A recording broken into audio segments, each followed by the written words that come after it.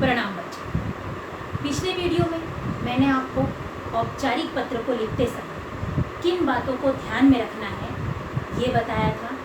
आज मैं आपको औपचारिक पत्र लेखन का प्रारूप कि उसको किस तरह से लिखते हैं ये सिखाऊंगी। तो आइए शुरू करते हैं औपचारिक पत्र लेखन का प्रारूप। ठीक बेटा, सबसे पहले हमें प्रेषक का पता यानी जो पत्र भेज रहा है उसका पता लिखना है। तो वो कम से कम 3 पंक्तियों का होना चाहिए। जैसे आपके घर का नंबर या आपके बंगले का नंबर, फिर आप जिस कॉलोनी में रहते हो वो, और फिर उसके नीचे आपका शहर। इस तरह से आपको लिखना है 3 बार। ठीक है बेटा। उसके बाद आपको एक पंक्ति छोड़ देनी है। हाँ, एक पंक्ति आपको छोड़ देनी है। उसके नीचे आप लिखोगे दिनांक, डेट लिखोगे उसके नीचे। और ये याद रखिएगा डेट लिखते वक्त बच्चों, दिनांक लिखते वक्त, कि जो आपका दिन है और साल है वो तो आप अंकों में लिख दोगे चलेगा, लेकिन जो आपका महीना है मंथ, वो अंकों में नहीं लिखोगे यानी नंबर्स में नहीं लिखोगे, उसको वर्ड में लिखोगे यानी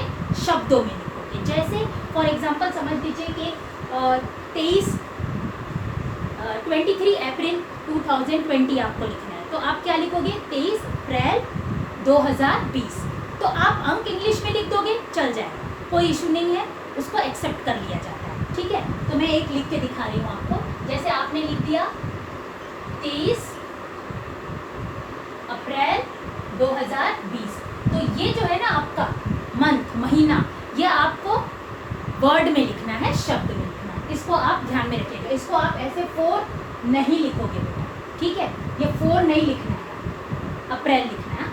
अप्रैल को अप्रैल आपको लिखना है। उसके बाद फिर एक लाइन आप छोड़ दोगे और फिर आप लिखोगे सेवा में, और उसके नीचे लिखोगे पत्र प्रापक का पदनाम, अर्थात जिसको आप पत्र भेज रहे हो उसका पदनाम लिखोगे, उसका नाम नहीं लिखना है। जैसे कि आपने लिखा समाचार पत्र के संपादक को, तो आप संपादक महोदय का नाम नहीं लिखोगे, आप लिखोगे श्रीमान संपादक महोदय। या आपने स्कूल में लिखा है प्रिंसिपल को, तो आप उनका नाम नहीं लिखोगे, आप लिखोगे प्रधानाचार्य जी, इस तरह से। और फिर उसके नीचे आप पता लिखोगे। जैसे संपादक को आपने लिख दिया कि श्रीमान संपादक महोदय, फिर आप लिख दोगे कि दैनिक जागरण, जॉपलिंग रोड, लखनऊ। तो इस तरह से 3 लाइन में आपका वो आ जाएगा पता। उसके बाद फिर एक लाइन आपकी छूटेगी बच्चों, याद रखते जाइएगा इसको। और फिर आपका आएगा विषय।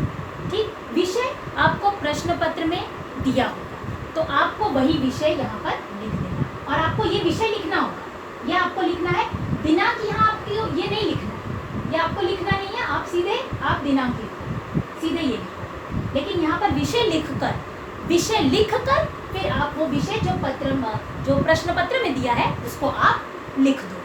ठीक, इतना तक समझ में आ ही गया होगा। इसमें कुछ ज़्यादा कॉम्प्लिकेटेड वाली बात नहीं है, कुछ उलझन वाली बात नहीं है, सीधा सीधा है। ठीक, उसके बाद फिर आपने एक लाइन छोड़ दी विषय लिखने के बाद, और फिर आप जिसको पत्र लिख रहे हो उसको एड्रेस कर रहे हो, आप उसको संबोधित कर रहे हो, तो एक आदर सूचक शब्द आपको लिखना होगा। तो आप कौन कौन से शब्द लिख सकते हो यहाँ मैंने लिखा है। जैसे कि अगर कोई पुरुष है तो महोदय, महिला है तो महोदया, माननीय, सम्माननीय, इन प्रकार के शब्दों का आप प्रयोग कर सकते हो। फिर आप एक लाइन छोड़ दोगे बच्चों, और फिर हम आ जाएंगे विषय वस्तु। विषय वस्तु अर्थात कंटेंट, कि आपको अपनी कौन सी समस्या बतानी है, आप उसका क्या निवारण या उसका उपाय चाहते हो। तो आपको बेटा उस वक्त है ना, उस विषय वस्तु को, कंटेंट को लिखते वक्त आपको 2 पैराग्राफ की सहायता लेनी, यानी 2 अनुच्छेद आपको लिखना है। 2 अनुच्छेद में आपको अपनी बात लिखनी है। ठीक, तो 2 पैराग्राफ में कैसे लिखोगे। पहला पैराग्राफ जो आप लिखोगे, आप ये विषय वस्तु नहीं लिखोगे वहाँ पर। ठीक है बेटा, आप इसको लिखोगे नहीं, आप सीधे संबोधन कर दिया आपने, संबोधन भी वर्ड नहीं लिखना है आपको, आपने सीधे महोदय लिख दिया। और महोदय लिखने के बाद आप फिर एक लाइन छोड़कर आप सीधे इस पर आ जाओगे बेटा। ठीक, सविनय निवेदन है कि फिर आप जो भी अपना इलाका, अपना नाम, जो भी आप लिखना चाहते हो आप वो बता दोगे। फिर आप अपनी समस्या उनको बताओगे कि किस समस्या के कारण आप उनको पत्र लिख रहे हो। तो ये आपने समझ लीजिए, आपने ये 3-4 लाइनों में आपने उनको बता दिया।